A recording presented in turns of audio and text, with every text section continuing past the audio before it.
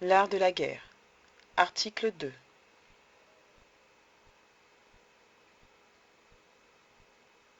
Sun Tzu dit : je suppose que vous commencez la campagne avec une armée de 100 000 hommes, que vous êtes suffisamment pourvu des munitions de guerre et de bouches, que vous avez 2000 chariots, dont 1000 sont pour la course et les autres uniquement pour le transport, que jusqu'à 100 lieues de vous, il y aura partout des vivres pour l'entretien de votre armée, que vous faites transporter avec soin tout ce qui peut servir au raccommodage des armes et des chariots, que les artisans et les autres, qui ne sont pas du corps des soldats, vous ont déjà précédé ou marchent séparément à votre suite, que toutes les choses qui servent pour des usages étrangers, comme celles qui sont purement pour la guerre, sont toujours à couvert des injures de l'air et à l'abri des accidents fâcheux qui peuvent arriver. Je suppose encore que vous avez 1000 onces d'argent à distribuer aux troupes chaque jour, et que leur solde est toujours payé à temps avec la plus rigoureuse exactitude. Dans ce cas, vous pouvez aller droit à l'ennemi, l'attaquer et le vaincre seront pour vous une même chose. Je dis plus, ne différez pas de livrer le combat, n'attendez pas que vos armes contractent la rouille, ni que le tranchant de vos épées s'émousse. La victoire est le principal objectif de la guerre. S'il s'agit de prendre une ville, hâtez-vous d'en faire le siège. Ne pensez qu'à cela. Dirigez-la toutes vos forces. Il faut ici tout brusquer. Si vous y manquez, vos troupes courent le risque de tenir longtemps la campagne, ce qui sera une source de funeste malheur. Les coffres du prince que vous servez s'épuiseront. Vos armes perdues par la rouille ne pourront plus vous servir.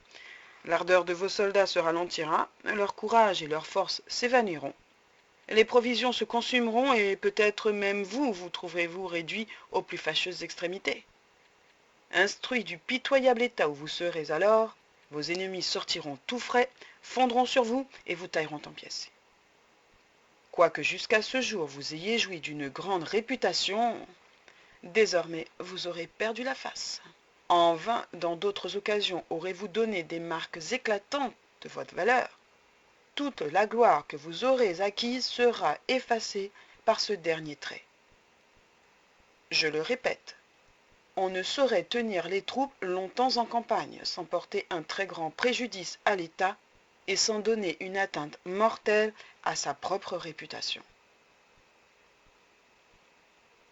Ceux qui possèdent les vrais principes de l'art militaire ne s'y prennent pas à deux fois. Dès la première campagne, tout est fini. Ils ne consomment pas pendant 3 années de suite des vivres inutilement. Ils trouvent le moyen de faire subsister leur armée aux dépens de l'ennemi et épargnent à l'État les frais immenses qu'il est obligé de faire lorsqu'il faut transporter bien loin toutes les provisions. Ils n'ignorent point, et vous devez le savoir aussi, que rien n'épuise tant un royaume que les dépenses de cette nature, car que l'armée soit aux frontières ou qu'elle soit dans les pays éloignés, le peuple en souffre toujours. Toutes les choses nécessaires à la vie augmentent de prix. Elles deviennent rares, et ceux mêmes qui, dans les temps ordinaires, sont le plus à leur aise, n'ont bientôt plus de quoi les acheter. Le prince perçoit en hâte le tribut des denrées que chaque famille lui doit, et la misère se répandant du sein des villes jusque dans les campagnes. Des 10 parties du nécessaire, on est obligé d'en retrancher 7. Il n'est pas jusqu'au souverain qui ne ressente sa part des malheurs communs. Ses cuirasses, ses casques, ses flèches, ses arcs, ses boucliers, ses chars, ses lances, ses javelots, tout cela se détruira. Les chevaux, les bœufs même qui labourent les terres du domaine dépériront. Et des 10 parties de sa dépense ordinaire, se verra contraint d'en retrancher 6. C'est pour prévenir tous ces désastres qu'un habile général n'oublie rien pour abréger les campagnes et pour pouvoir vivre aux dépens de l'ennemi, ou, tout au moins, pour consommer les denrées étrangères à prix d'argent s'il le faut. Si l'armée ennemie a une mesure de grain dans son camp, ayez-en 20 dans le vôtre. Si votre ennemi a 120 livres de fourrage pour ses chevaux, ayez-en 2400 pour les vôtres. Ne laissez échapper aucune occasion de l'incommoder. Faites-le périr en détail. Trouvez les moyens de l'irriter pour le faire tomber dans quelque piège. Diminuez ses forces le plus que vous pourrez, en lui faisant faire des diversions, en lui tuant de temps en temps quelques parties, en lui enlevant de ses convois, de ses équipages et d'autres choses qui pourront vous être de quelque utilité. Lorsque vos gens auront pris sur l'ennemi au-delà de 10 chars, commencez par les récompenser libéralement, tant ceux qui auront conduit l'entreprise que ceux qui l'auront exécutée. Employez ces chars aux mêmes usages que vous employez les vôtres, mais auparavant, ôtez-en les marques distinctives qui pourront s'y trouver. Traitez bien les prisonniers, nourrissez-les comme vos propres soldats.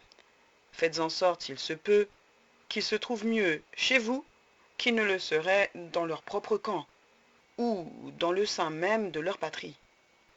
Ne les laissez jamais oisifs, tirez parti de leur service avec les défiances convenables. Et, pour le dire en 2 mots, conduisez-vous à leur égard comme s'ils étaient des troupes qui se fussent enrôlées librement sous vos étendards. Voilà ce que j'appelle gagner une bataille et devenir plus fort. Si vous faites exactement ce que je viens de vous indiquer, les succès accompagneront tous vos pas.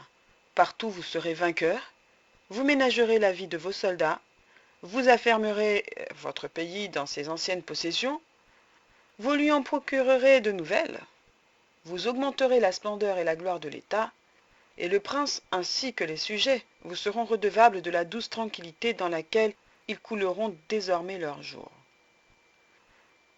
L'essentiel est dans la victoire et non dans les opérations prolongées.